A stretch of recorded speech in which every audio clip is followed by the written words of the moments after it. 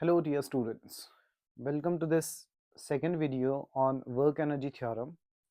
In the last video we understood what work energy theorem is and how we are supposed to apply it and where to apply, and we discussed some numericals over here.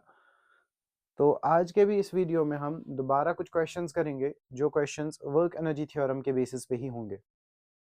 तो जैसा कि हमने last video में भी इस चीज़ को discuss किया था कि जब भी हमें वर्क एनर्जी थ्योरम को डिस्कस करना हो, वर्क एनर्जी थ्योरम में इंपॉर्टेंट क्या है, when multiple forces are acting on a body, इस पर्टिकुलर बॉडी पे जब मल्टीपल फोर्सेस एक्ट करेंगे तो every force will do its work individually और इंडिपेंडेंटली। एक फोर्स के वर्क से दूसरे फोर्स के वर्क पे कोई फर्क नहीं पड़ेगा। तो what that's why we generally state that work done by all forces is nothing but actually equal to change in kinetic energy. और जब भी चेंज इन काइनेटिक एनर्जी होगी, लास्ट वीडियो में मैंने डिस्कस किया था, we will be concerned only with the velocity, initial velocity और final velocity, क्योंकि चेंज डिसाइड करेगा वेलोसिटी, फाइनल वेलोसिटी और इनिशियल वेलोसिटी। क्योंकि जब आप due course of suppose of for a particular body the mass is not going to change, it's only velocity that is going to change. जब velocity change हो जाएगी, change in velocity ही dictate करेगा that work has been done over there by a particular force. Now let's move to the very first question. The question that we have, a bullet weighing 10 gram is fired with a velocity 800 meter per second. एक bullet है हमारे पास, it's fired with 800 metre per second. After passing through a mud wall of 1 metre thick, its velocity decreases to 100 meter per second. Find average resistance offered by the mud wall. इसको हम multiple ways में kinematics की equation से भी solve कर सकते हैं। चलो मान लेते हैं, let's take this is the mud wall, और इस मड वॉल पे एक बुलेट आ रहा है। Let's say this is the bullet going into deep into this mud wall. इस बुलेट का जो है ना मास, वो गिवन है that is 10 gram. Now what is being asked in this question, इसकी velocity at the time of entering वो 800 metre per second थी। जो इनिशियल वेलोसिटी है, velocity initial that is 800 metre per second. Then it passes through the mud wall. जिस mud wall की thickness जो है, let's say this is 1 metre thick, और उसके बाद इसकी वेलोसिटी जो है ना अप टू दिस 1 मीटर, यहाँ पे हमसे मड वॉल लेट्स अज्यूम ये खत्म हुआ, यहाँ पे इसकी वेलोसिटी फाइनल जो होगी वो 100 मीटर पर सेकेंड है। अब क्वाइट ऑब्वियसली पहले वेलोसिटी कितनी थी, 800 मीटर पर सेकेंड। तो अगर पहले वेलोसिटी 800 मीटर पर सेकेंड थी, बाद में 100 मीटर पर सेकेंड है, इसका मतलब there has been decrease in the velocity, there has been retardation.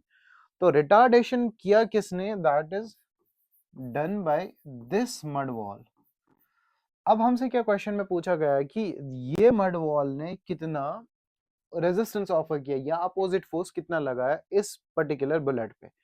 तो इस क्वेश्चन को हम मल्टीपल वेज में सॉल्व कर सकते हैं। We will try to use work energy theorem. चलिए वर्क एनर्जी थ्योरम से इसका सोल्यूशन डिस्कस कर लेते हैं, ठीक है। Now let me write solution over here.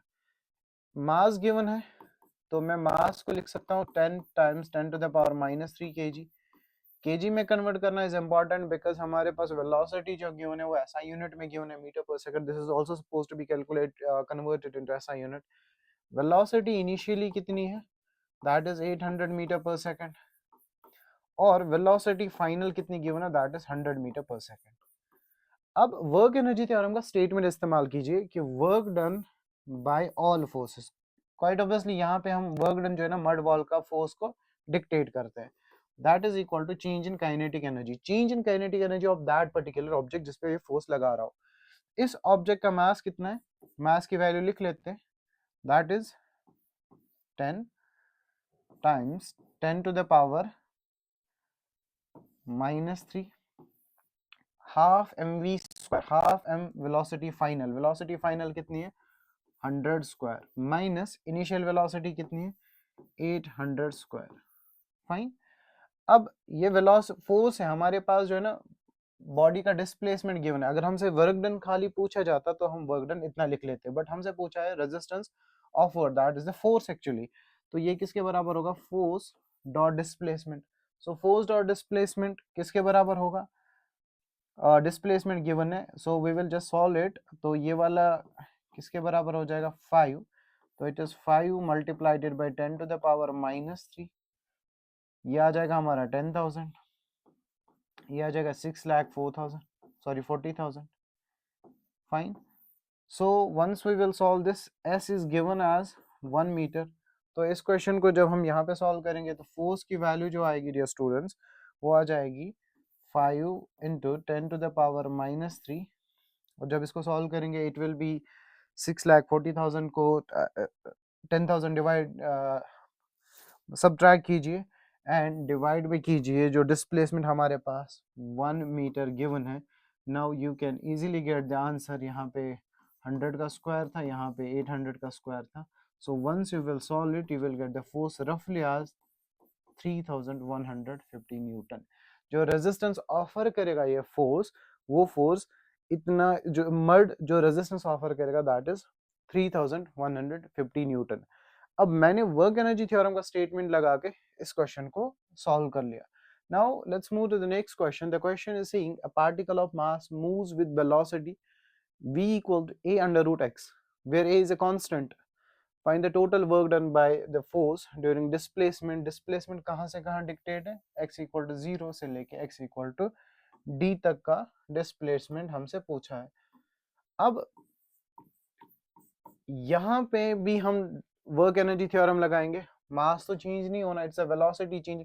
यहाँ पे लिखा है velocity is under root of a under root of x। a को क्वेश्चन में ही कहा गया a कांस्टेंट है, a कांस्टेंट है, इसका मतलब x की वैल्यू अगर चेंज होती जा रही है, डिक्रीज हो रही है, इंक्रीज हो रही है, वेलोसिटी चेंज हो रही है। अब हमसे पहली कंडीशन लिखी है एट x इक्वल टू 0, तो वेलोसिटी भी 0 आ जाएगी, रूट 0।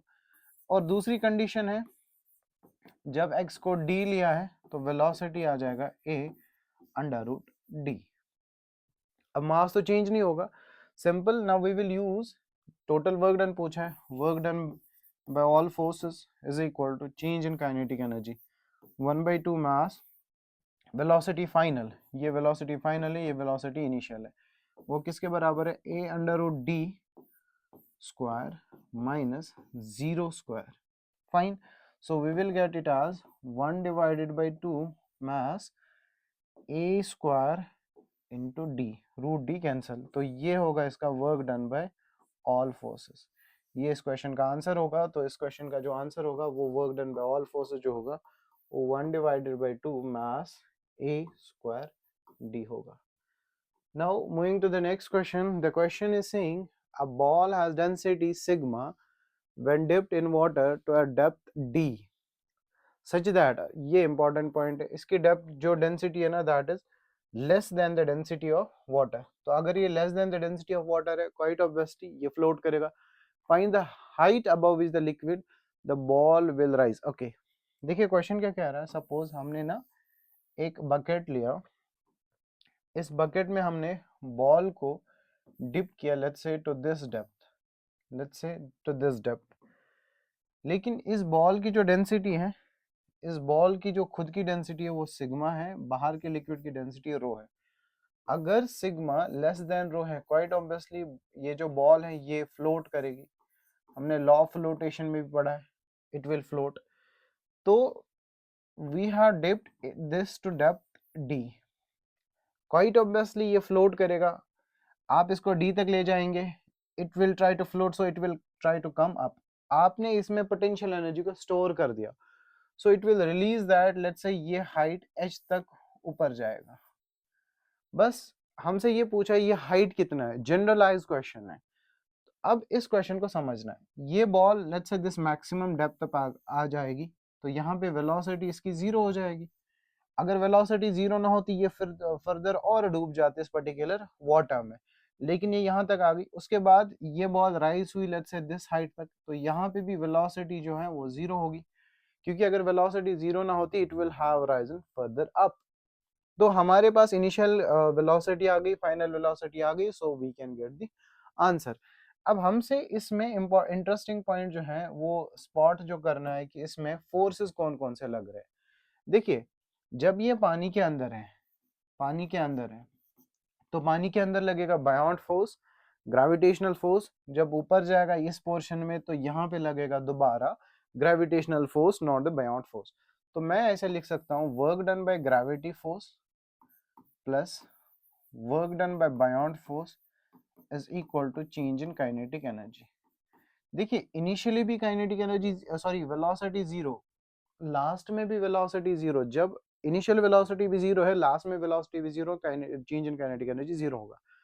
अब ग्रेविटी की वजह से फोर्स कितना लगेगा, अब समझ लीजिएगा यहां से लेके यहां तक ग्रेविटी लगनी है। ये वाली हाइट d है और ये वाली हाइट h है, तो ग्रेविटी इधर भी डाउनवर्ड लगेगा, इधर भी डाउनवर्ड लगेगा, इधर भी डाउनवर्ड लगेगा, इधर भी डाउनवर्ड। तो ग्रेविटी नीचे लग रहा है but ball is rising up, so इसका मतलब there is negative work done. तो gravity is doing negative work done. किसके बराबर होगा, mg, that is the force, multiplied it by the displacement, that is equal to h plus d.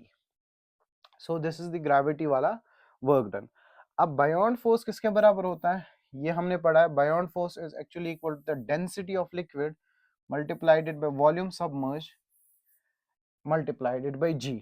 और buoyant force किस height तक लगेगा, इस force तक, क्योंकि यहीं तक हमारा लिक्विड है, multiplied it by D. Change in kinetic energy zero, क्योंकि इनिशियली भी वेलोसिटी जीरो है, फाइनली भी वेलोसिटी जीरो है।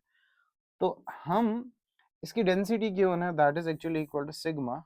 डेंसिटी किसके बराबर होता है, मास पर यूनिट वॉल्यूम। तो मास किसके बराबर आ जाएगा, डेंसिटी इंटू वॉल्यूम। तो sigma into V multiplied by G into H plus D plus rho we ji into D.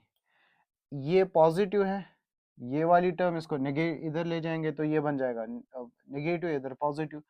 तो मैं लिखूंगा rho we g d equals to sigma v ji into H plus d. Fine. So v से v cancel, because ये volume of that particular ball है। g से g cancel, हमसे यहाँ पे हाइट पूछा है, तो हाइट किसके बराबर आ जाएगा, हम ऐसा लिख सकते हैं h प्लस डी, सिग्मा को डिवाइड कीजिए, rho into d divided by sigma. तो इसको फर्दर सॉल्व करेंगे, so we will get as, यहाँ पे इसको लिख लेते हैं h as equal to rho d divided by v, d को इस साइड भेज दीजिए, multiplied by d. So we will get as, sorry not this v, it is the sigma। so we will get as d को common ले लीजिए, sigma minus rho minus sigma divided by sigma.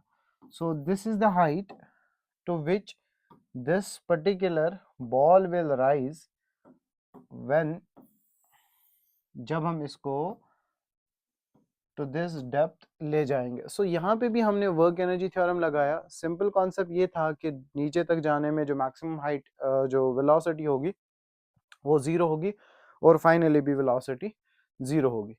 I hope आपको ये समझ आ गया होगा। So these were some 5 to 6 questions including the previous video on work energy theorem. Thank you.